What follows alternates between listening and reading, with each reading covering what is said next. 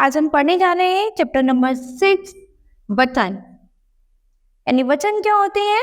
जिस शब्द रूप से संज्ञा के एक या एक से अधिक होने का पता चलता है उसे वचन कहते हैं।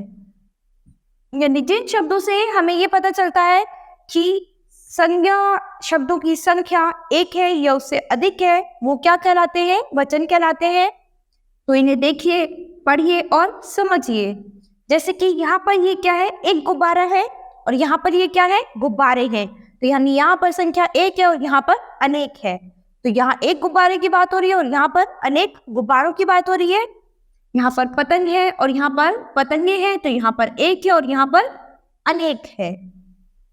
माला, मालाएं, तितली, तितलियां। तो यहाँ पर भी एक माला है और यहाँ पर अनेक मालाएं हैं। यहाँ पर एक तितली और यहाँ पर अनेक तितलियां हैं।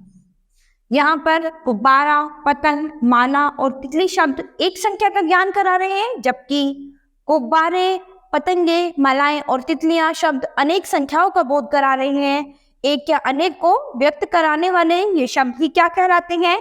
वचन कहलाते हैं। यानी जहाँ हमें ये पता चलता है कि संख्या एक है या अनेक है, वही हमारे क्या कहलाते हैं? वचन कहलाते हैं।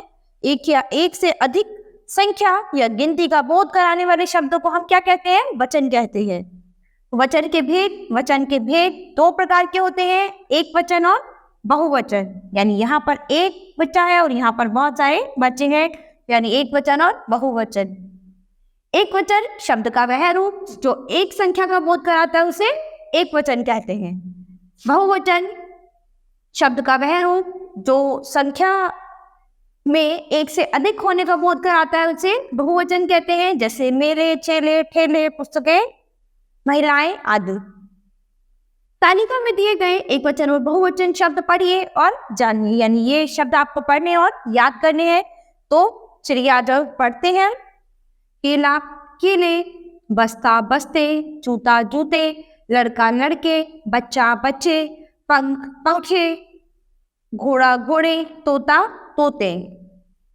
किताब, किताबें, जुराब, जुराबें, मेज, मेजें, चादर, चादरें, रात, रातें, माला, मालाएं, महिला, महिलाएं, नदी, नदियां, रोटी, रोटियां, दवाई, दवाइयां, मक्खी, मक्खियां, बिल्ली, बिल्लियां, कहानी, कहानियां, लड़की, लड़कियां, चुईया, चुईया और चिड़िया, चिड़िया। तो यानी ये कुछ शब्द थे जिनके एक वचन से बहुवचन बनाए गए हैं।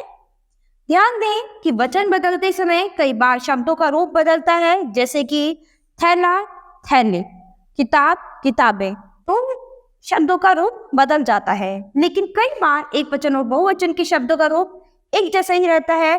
केवल वाक्य से उनके वचन का पता चलता है। जैसे कि फूल खिल गया और फूल खिल गए। यानी यहाँ पर फूल, यहाँ पर भी फूल है और यहाँ पर भी फूल ही है। तो यानी एक वचन और बहुवचन का किस चीज से पता चला? यहाँ वाक्य से पता चला। यानी यहाँ पर फूल खिल गए और यहाँ पर फूल खिल गया। तो यानी वाक्य से हमें ये पता चल रहा है। सेब रखा है और सेब रखे हैं। तो यहाँ पर भी हम वाक्य से पता चला रहे हैं कि ये एक वचन है कि बहुवचन है। कुछ विशेष बातें, आदर देने के लिए सदा बहुवचन का प्रयोग किया जाता है। यानी पिताजी आ गए हैं, प्रधानमंत्री भाषण दे रहे हैं। यानी अगर हम अपने से बड़ों के लिए यानी आदर देने के लिए बात करते हैं तो हमेशा बहुवचन का प्रयोग किया जाता है। कुछ शब्द सदा बहुवचन के रूप में प्रयोग किए जाते हैं, जो कि है हस्ताक्षर, हमेशा बहुवचन होता है। बाल, देखो बाल क्या है? बालों में हमारे बहुत सारे बाल होते हैं, कोई एक बाल नहीं होता, बहुत सारे होते हैं। तो बाल जो शब्द है वो अपने आप में क्या है? बहुवचन है। दर्शन, यानी दर्शन क्या है? दर्शन की कोई काउंटिंग नहीं है, है ना?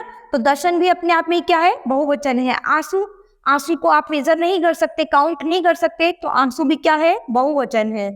कुछ शब्द ऐसे हैं जो सदा एक वचन के रूप में प्रयोग किए जाते हैं, जैसे जनता। एक ग्रुप है ना जनता में, यानी जनता में सभी लोग एक साथ आते हैं, तो यानी वो एक वचन हो गया। सोना, सोना भी एक वचन होगा। भीड़, अब भीड़ में लोग तो बहुत सारे हैं, लेकिन हमने उसको एक वर्ड कंबाइन करके क्या वर्ड बनाया है? भीड़।